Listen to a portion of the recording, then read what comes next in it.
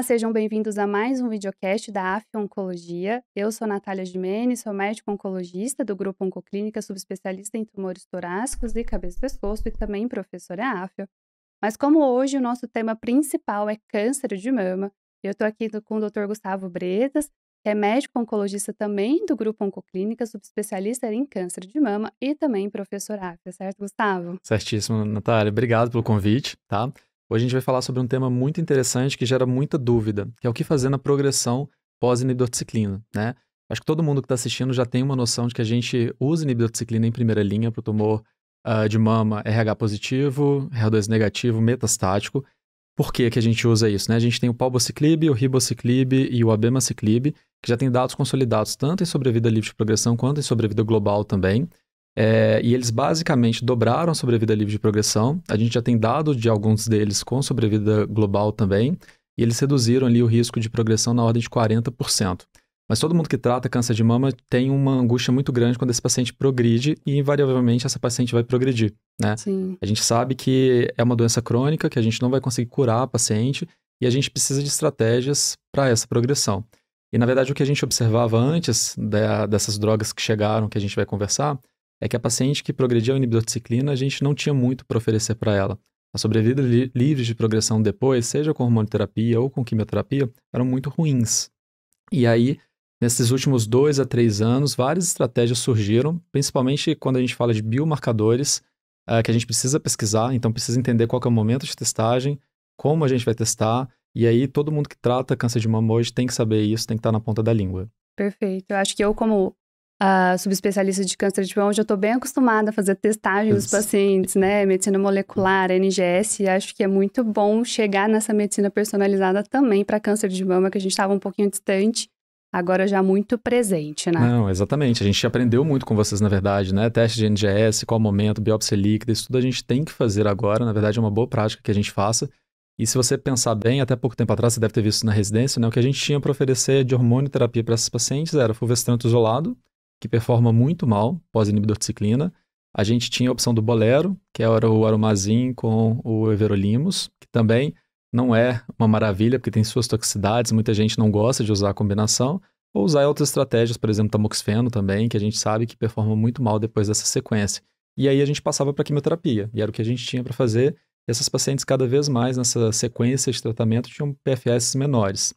E aí, sim, surge a grande questão que a gente vai conversar agora, né? Então, acho que a gente já pode começar, né, de falar dos biomarcadores, como que a gente faz essa testagem.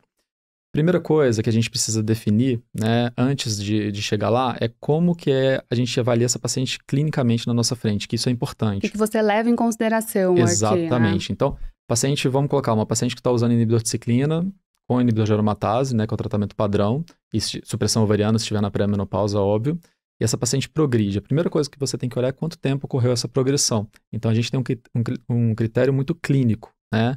E por que isso? Porque os estudos de pós-progressão mostraram que aquelas pacientes que são endócrino resistentes, né, que têm uma resistência endócrina primária, elas performam muito mal com o tratamento endócrino. Então, talvez o melhor caminho seja ir para quimioterapia direto, após essa falha, ou que a gente vai discutir também um pouquinho para frente para descer, que eu acho que é o grande hype do momento, né? Então, se essa paciente ela progride entre 6 e 12 meses, a gente vai ver outras características ali, fica uma zona meio cinzenta, porque a gente não sabe o quanto que ela vai ser sensível a uma próxima linha hormonal. E se essa paciente tem mais de 12 meses de uso de inidociclina e progride, aí a gente fica um pouco mais tranquilo e aí tenta esgotar as linhas hormonais antes de passar para uma quimioterapia ou ADC. Então, essa é a primeira questão. A outra questão é como que essa progressão acontece, né? A gente sabe que o tumor luminal gosta muito de osso, mas a partir do momento que vai avançando ali nesse contínuo da doença, essa paciente começa a ter metástases viscerais. Então, se a paciente progride pós-inibidociclina com uma crise visceral, não seria bom usar uma terapia endócrina que tem taxas de resposta muito baixas, que variam entre 10% a 30%. Talvez o melhor caminho seja ir para quimioterapia ou ADC também, né? Então, essa é a segunda questão. E a outra questão que eu acho que cada vez mais a gente vem discutindo é aquele receptor de estrógeno baixo, né? Principalmente entre 1 e 10%. Porque a gente sabe que o CAP ele coloca como tumor luminal aquele que tem mais de 1%, mas na prática esses pacientes se comportam muito como triplo negativo. Então, resumindo, né? Acho que se a paciente progride menos de 6 meses, tem um RE low, né, entre 1 a 10%, ou tem crise visceral, a gente não pode fazer estratégia hormonal, e aí os biomarcadores importam pouco pra gente, e a gente deveria ir direto para quimioterapia ou até mesmo ADC, tá? Então, a outra questão que a gente tem que conversar também, né, é que o câncer de mama ele ficou muito difícil de tratar nessa segunda linha, justamente pela pesquisa dos biomarcadores, né? Então, primeiro ponto que a gente tem que estabelecer na paciente metastática luminal é a testagem germinativa, né? Como que a gente faz essa testagem germinativa? A gente tem que fazer um teste germinativo sangue ou saliva, né? Porque a gente vai pesquisar aquela alteração em todas as células do corpo daquela paciente. Isso tem implicância não só para a paciente que está na sua frente e progrediu, mas também para toda a família através de aconselhamento genético. Então, a gente associa muito, né? A gente tem a tendência de associar muito alteração em BRCA1 e 2 a triplo negativo, mas a gente sabe hoje que algumas dessas pacientes vão ter mutação de BRCA, especialmente BRCA2, e aí a gente tem duas drogas que podem agir nesse cenário, que é o talazoparib e o olaparib. Um pouquinho mais para frente a gente vai conversar sobre esses dados também. Então, primeiro ponto, testagem germinativa, a gente nunca pode esquecer disso, tá? Não é pouco frequente a paciente chegar em várias linhas de tratamento e ainda não ter sido testada ou oferecido o teste para ela, né? Então é importante testar BRCA1 e BRCA2 pensando no critério de tratamento, mas se a gente está pensando em aconselhamento genético, a gente deveria incluir todos aqueles genes, pelo menos de alto risco, né? E aí a gente tem aqui no Brasil que a gente não pode esquecer o TP53, Lifra-Mene, CHEK2, PALB2, além de, claro, BRCA1 e 2. Então, a outra questão é quando a gente vai falar agora de testes somáticos, né? Então, teste somático, só para relembrar todo mundo que está assistindo, a gente vai avaliar o tecido tumoral, né? Seja o tecido tumoral através do NGS ou através do NGS pela biópsia líquida. Posso fazer das duas estratégias. E aí a gente tem que pesquisar algumas mutações específicas que são importantes nesse cenário. Então, primeiro, começando pela mutação de PI3K, tá? A PI3K, ela está amplamente relacionada à proliferação celular, a essa desgovernança que a célula tumoral tem quando ela entra ali na fase de carcinogênese. E a gente tem drogas também para agir nesse cenário. Quando que a gente vai testar a PI3K? Né? É uma mutação truncal. O que isso significa? Significa que ela está presente desde o início da doença, seja inicial ou metastática. Então, eu posso usar, por exemplo, o tecido da biópsia de mama. Né? Eu não preciso biopsiar a metástase para tentar encontrar essa alteração. A frequência dela alterada é mais ou menos de 40%, então é uma incidência, alta, uma prevalência né? alta, né? Então a gente tem que testar e não costuma mudar muito no longo da evolução da doença. Na verdade, na doença metastática, a gente tem um incremento talvez de mais 5%, então a gente consegue ter esse resultado logo do início. Então, hoje em dia, a paciente chega na minha frente, eu já tento ter essa biópsia de PI3K, essa avaliação de PI3K, e aí eu posso fazer do tecido porque já me ajuda no sequenciamento. Né? Então, esse é o primeiro ponto. O segundo ponto falando da mesma via, agora a gente vai falar de PI3K, AKT e PTEN. Porque se eu tenho alteração em qualquer uma dessas vias, eu consigo usar também um outro remédio, que é o capivasertib, que age nessa via por completo, porque ele é um inibidor de AKT. Então, ele está bem ali no centro dessa alteração. Como que a gente testa? Mais uma vez, as três mutações, né, três alterações, elas são truncais, então não desde o início. Então, eu falei que PI3K está presente em 40%, a gente tem um incremento de 5% em AKT e 5% em PTEN. Então, mais ou menos 50% das nossas pacientes têm alguma alteração nessa via e são candidatas a usar, por exemplo, o alpelisib ou capivasertib que inibem essa via, né? E agora que a gente muda um pouquinho a forma de raciocinar, que a gente vai falar do receptor, da mutação do receptor de estrógeno, que é essa SAL1, né? O que essa mutação ela faz? Ela mantém ali o receptor de estrógeno, que acaba funcionando como um estímulo positivo para o crescimento tumoral, ativado o tempo inteiro. Então, como que essa mutação ela acontece? Ela acontece ao longo da jornada da paciente, principalmente quando ela recebe inibidor de aromatase, que é o que a gente fez na primeira linha. Então, essa mutação ela é rara ao diagnóstico do câncer, presente em mais ou menos 5%, mas à medida que a gente oferece tratamento para ela, essa mutação ela se torna adquirida. E aí, quando a gente passa ali para a progressão do inibidor de ciclina com o inibidor de aromatase, a gente vai ter ali mais ou menos também uns 40% das pacientes com essa alteração.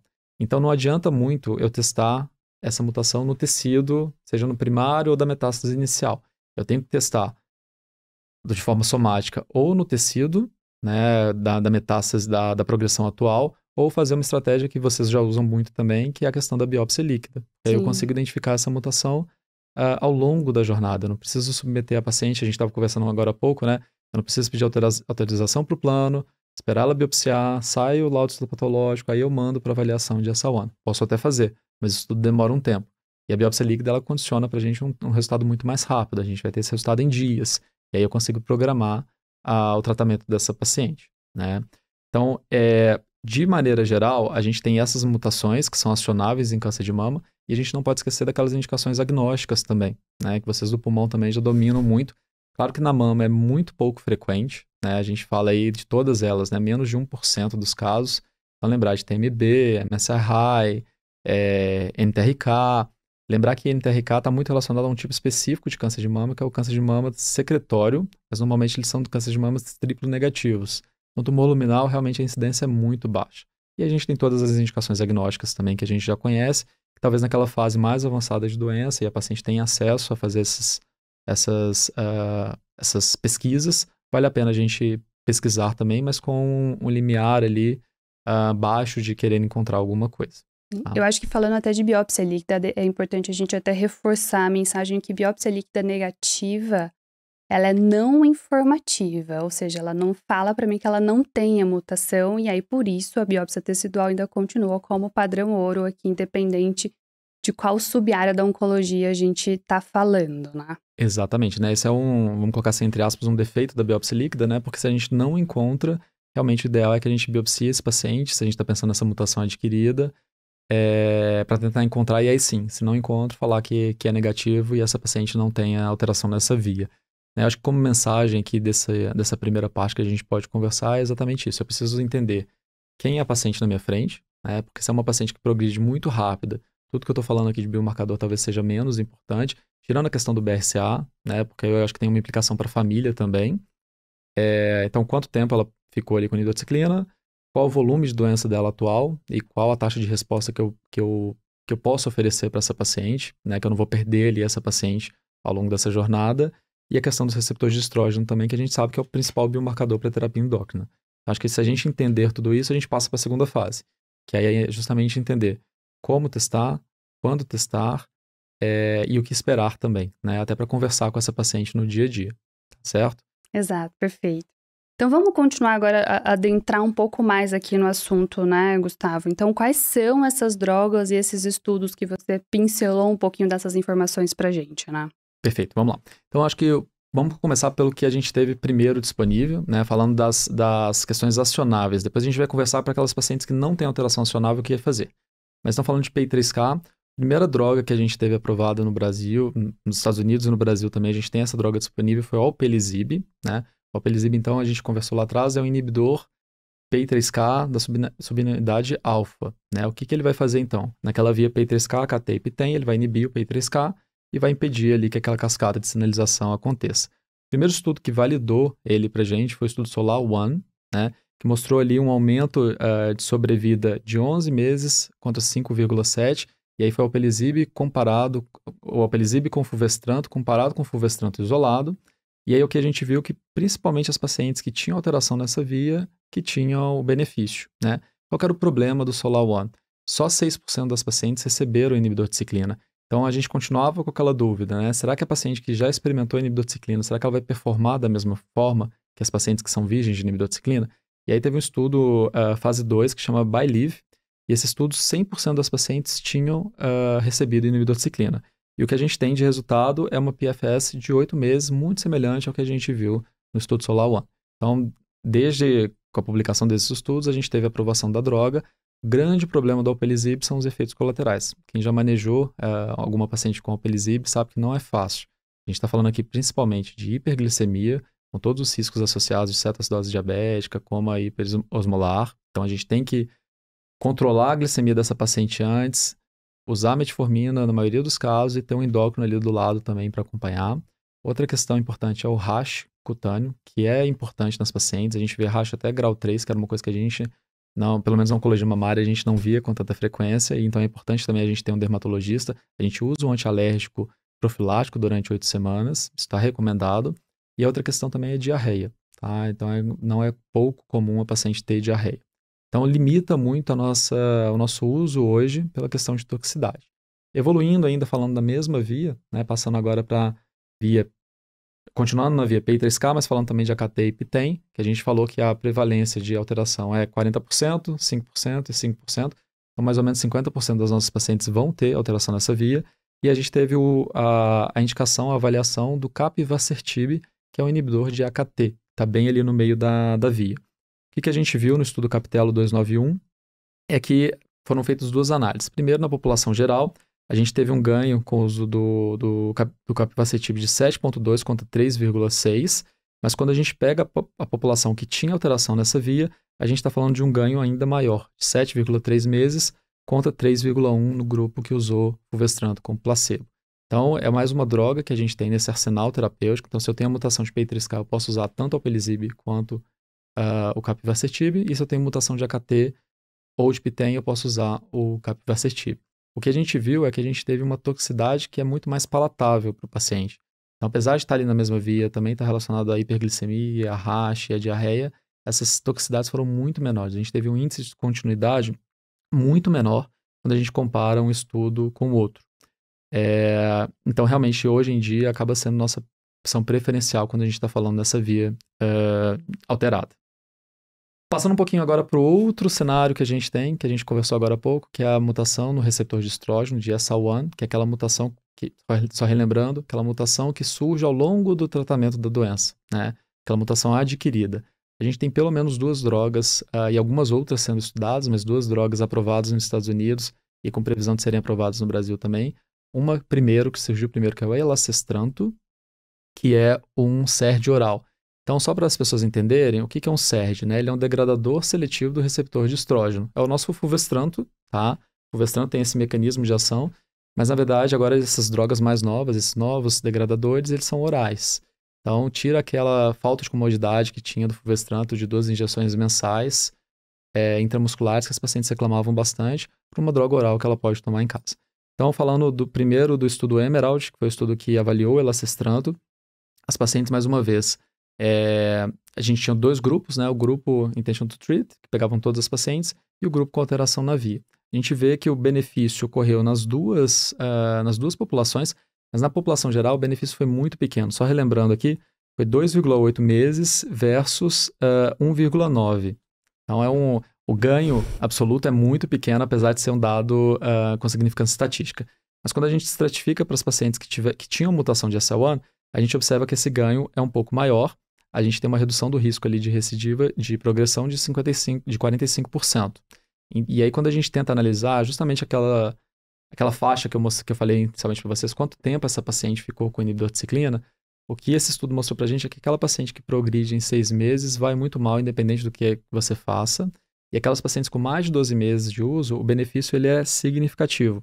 A gente tem uma diferença de 8,6 meses nessa população contra 1,9 meses com quem recebeu fulvestrant isolado. Então aqui eu só gostaria de chamar a atenção quando a gente observa o grupo controle desses estudos. São muito ruins. Fulvestrant isolado para paciente que progrediu a inibidor de ciclina vai muito mal. Então na ordem ali de 2 a 3 meses só de ganho de sobrevida livre de progressão. Então, na minha opinião, não é uma estratégia válida. Claro, vai ter aquela paciente que você vai selecionar muito bem, talvez aquela paciente que ficou com inibidor de aromatase, inibidor de ciclina durante muito tempo, que seja uma idosa, que tenha várias comorbidades que você não queira acrescentar mais alguma coisa. Mas, de maneira geral, uma paciente ali fit não é um cenário ideal. Agora, um outro estudo também que avaliou um SERD oral, e agora a gente está falando do imlunestrante, foi o EMBER-3.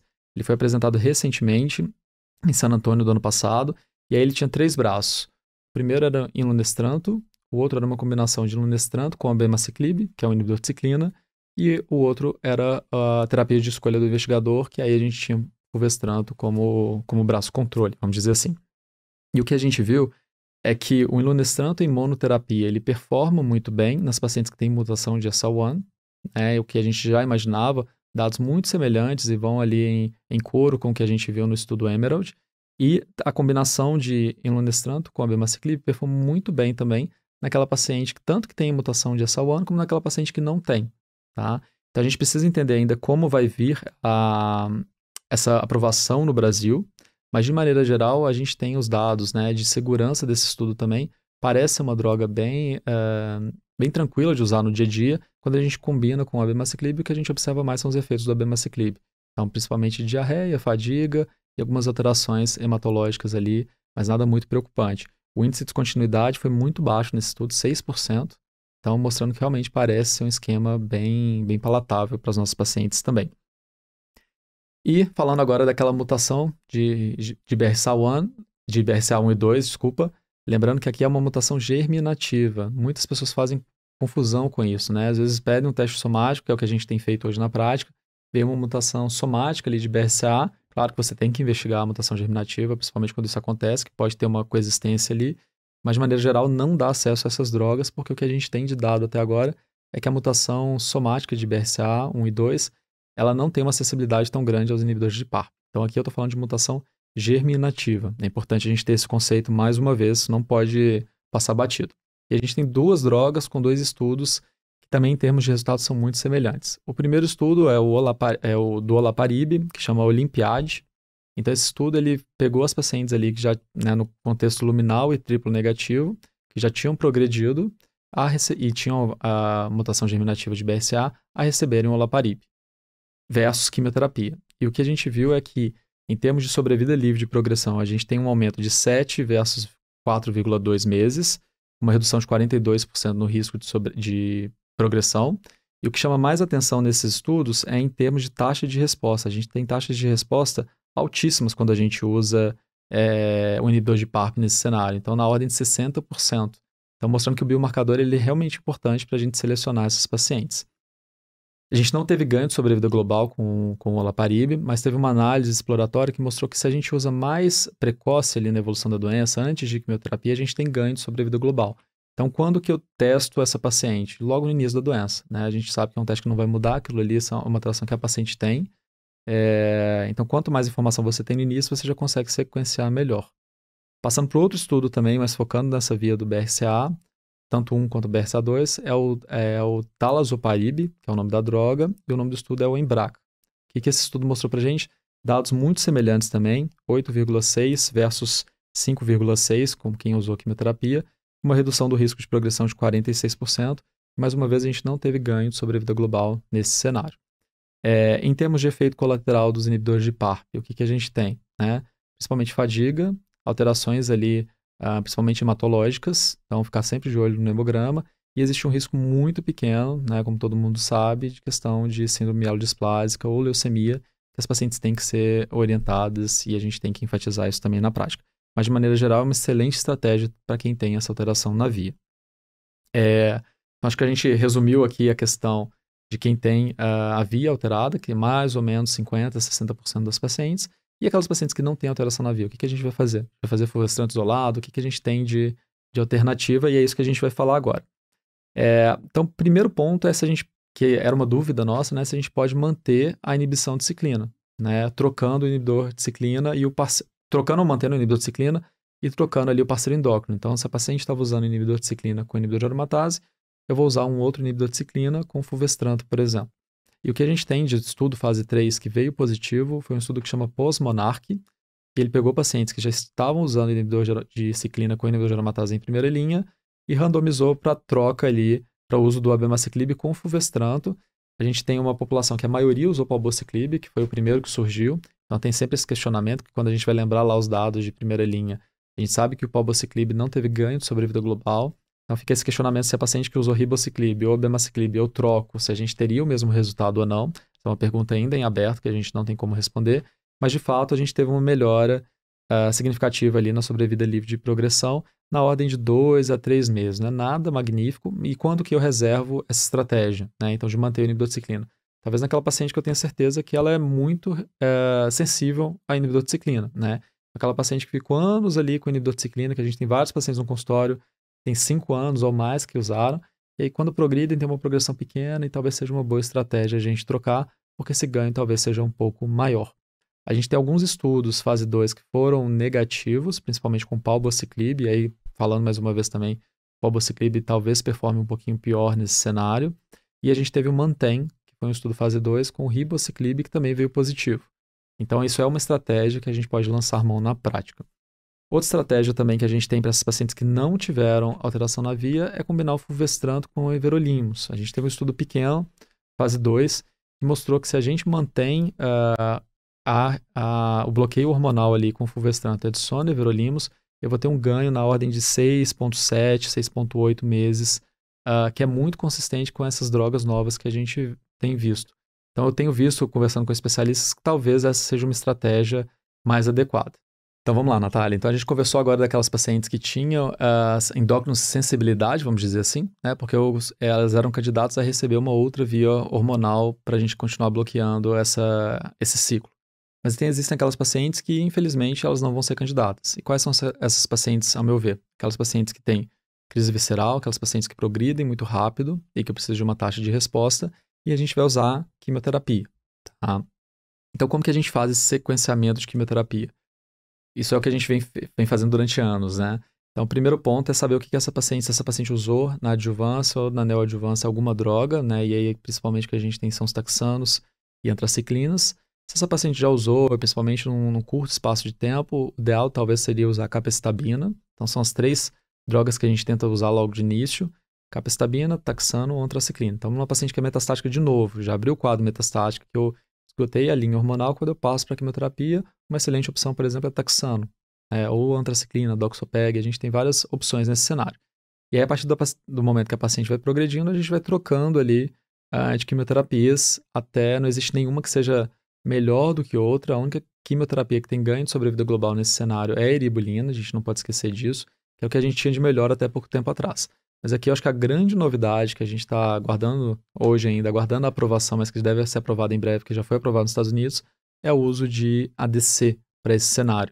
Aquela paciente que progrediu muito rápido ao inibidor de ciclina, menos de 6 meses, ou aquela paciente que a gente esgotou a linha hormonal e tenha o HER2. Agora eu estou falando de um outro biomarcador, tá? O HER2 que a gente procura na imunistoquímica, que seja um HER2 low ou um HER2 ultra low, tá? A gente tem a oportunidade de usar o trastuzumab deruxtecan, que é um ADC que está chegando para várias indicações, inclusive também pulmão, né? Então, esse estudo, qual foi esse estudo? Foi o Destiny Breast 06, pegou essas pacientes que eram endócrino resistentes e a gente poderia usar em primeira linha de quimioterapia esse ADC.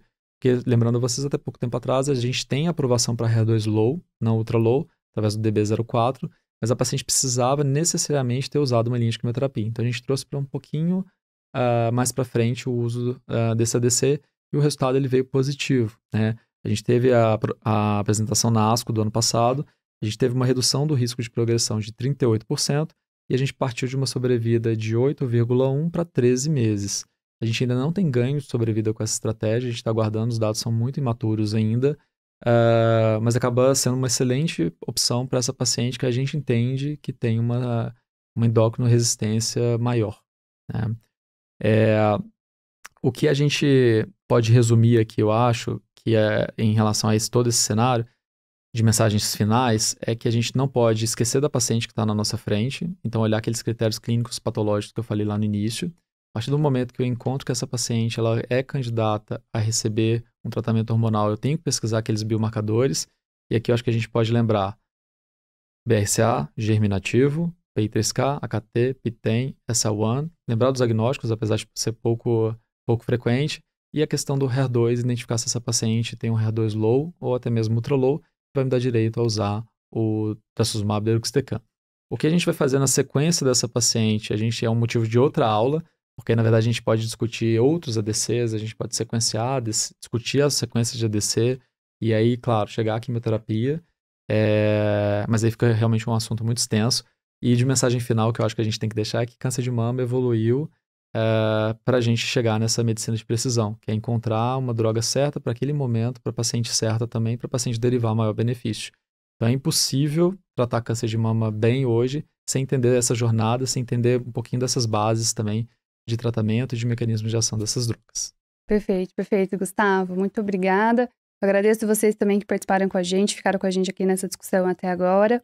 Convido vocês para participarem dos nossos próximos videocasts. Aqui o nosso objetivo principal é trazer as maiores atualizações da oncologia, mas sempre pautado numa medicina baseada em evidência, para a gente conseguir oferecer certamente o melhor tratamento para os pacientes, certo, Gustavo? Certíssimo. Muito obrigado pelo convite mais uma vez. Até a próxima. Obrigada.